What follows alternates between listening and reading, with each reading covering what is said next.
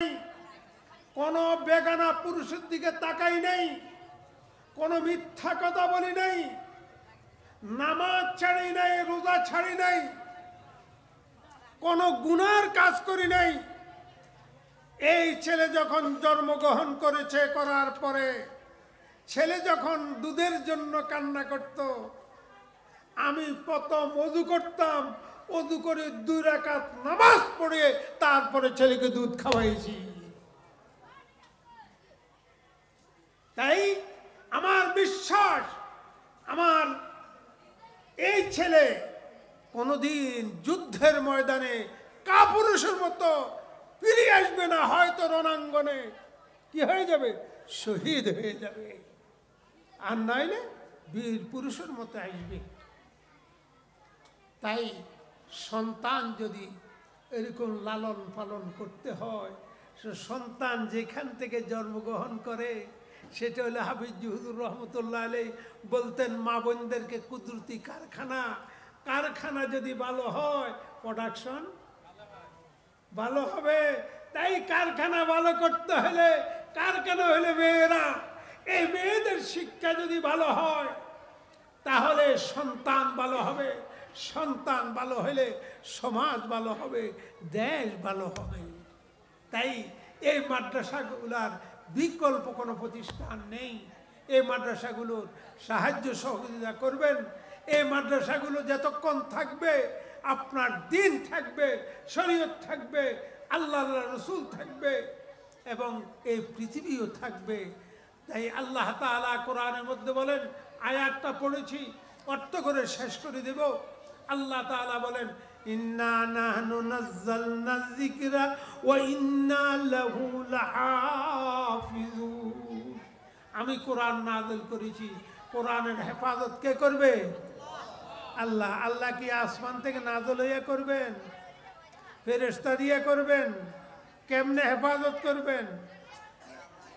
এই মাদ্রাসার ছাত্রীগুলোর মাধ্যমে, এই ছাত্রীগুলার সিনার মধ্যে পুরা কোরআন আল্লাহ সংরক্ষণ করবেন। পুরা কোরআন কোথায় সংরক্ষণ করবেন? এই সিনার মধ্যে। তাইলে কোরআন হেফাজত করবেন আল্লাহ কার মাধ্যমে? এই মাদ্রাসাগুলোর মাধ্যমে। মেয়েদের সিনার মধ্যে, ওই মাদ্রাসার মধ্যে ছেলেদের সিনার মাধ্যমে, ছেলেদের মাদ্রাসায় এই ছাত্রগুলোর মাধ্যমে কোরআনকে আল্লাহ তাআলা হেফাজত করবেন। ব্রিটিশ সরকার চেয়েছিল কোরআনকে ধ্বংস করে দেওয়ার জন্য। তারা চেষ্টা করেছিল কোরআনের যা কপি আছে সব জ্বালাই দেব, কোরআনের যে ছাপাখানা বন্ধ করে দেব, শুরু করেছিল কাজ। কিন্তু পরবর্তী তারা সিদ্ধান্ত নিল এটা করাটা ঠিক হবে না, কারণ কোরআনের কারখানা বন্ধ করে দিবেন, কোরআনের কপি জ্বালাই দিবেন। কিন্তু কোরআন যারা মুখস্থ করে সিনার মধ্যে রেখেছে, এই কুঠে কুঠে লোক সারা পৃথিবীর মধ্যে এগুলোর তো শেষ করতে পারবেন না। পারবে? কাল কিয়ামতের ময়দানে আপনারা কত বড় ভাগ্যবান যাদের মেয়েরা আজকে হাফেজা হয়েছে। কিয়ামতের ময়দানে বলবে, পড়তে থাকো ছোট্ট রাত্তেল ওয়ার্তাকে, তুমি পড়তে থাকো আর চড়তে থাকো, যেখানে তোমার পড়া শেষ হবে সেখানে তোমার জায়গা হবে। তাইলে এক এক আয়াত পড়বে আর এক এক তালা উঠবে, এক এক তালা উঠবে, এক এক 6666 আয়াত পড়িয়া 6666 তালায় যাইয়া তার কি হবে? জায়গা হবে। তালাটা কতটুকু? 10 ফিট, 12 ফিটের, 15 ফিটের? না।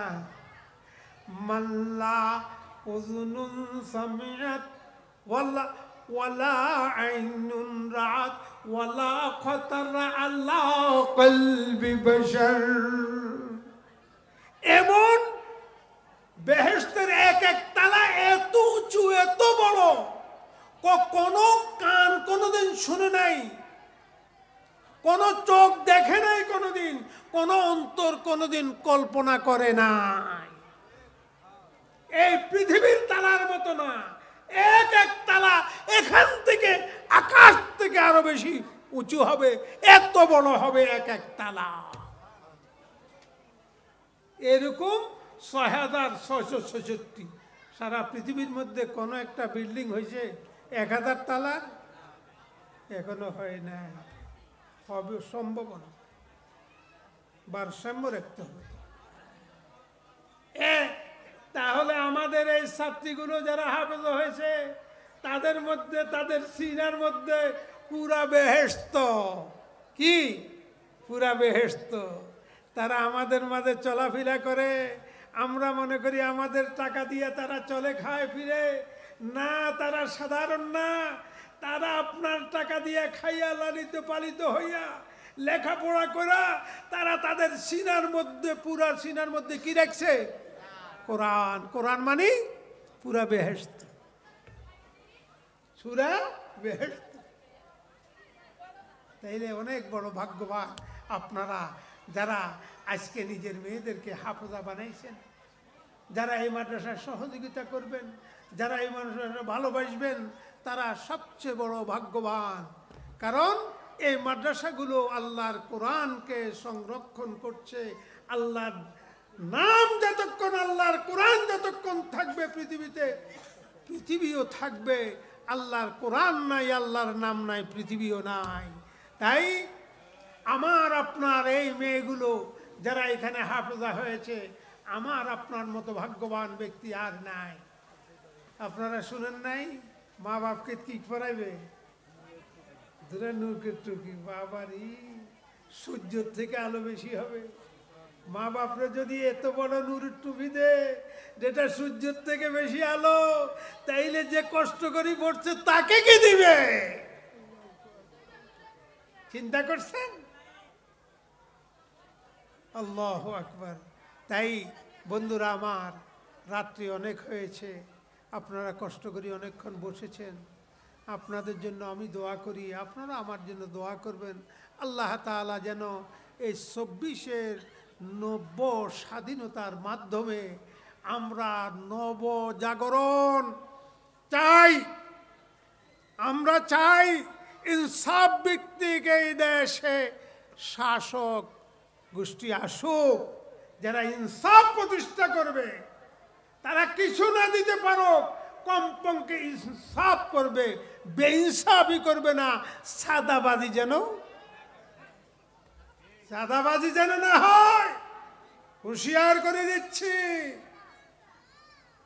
আমরা কিছু কিছু শুনি, এটা যেন আমরা না শুনি। আমরা এবার সামনে কোনো ছাদাবাজ, কোন দুর্নীতিবাজ, কোন সন্ত্রাসীকে আমরা নির্বাচিত করব না ইনশাআল্লাহ। কারণ এই ভোট মানে সাক্ষী দেওয়া। এই মৌলানারে ভোট দিবেন, সাক্ষী দিচ্ছি ইনি ইনসাফগার, ন্যায়পরায়ণ, জুলুম করবেন না, অন্যায় করবেন না, অন্যের টাকা আত্মসাৎ করবে না। এটা সাক্ষী দেওয়া। ভোট এত সাধারণ জিনিস না, সিল মেডসেন না।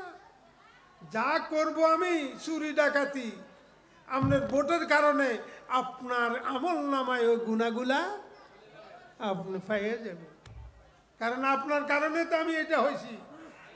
আমি মেম্বার হয়েছি, চেয়ারম্যান হয়েছি, এমপি হয়েছি আপনার ভোটে।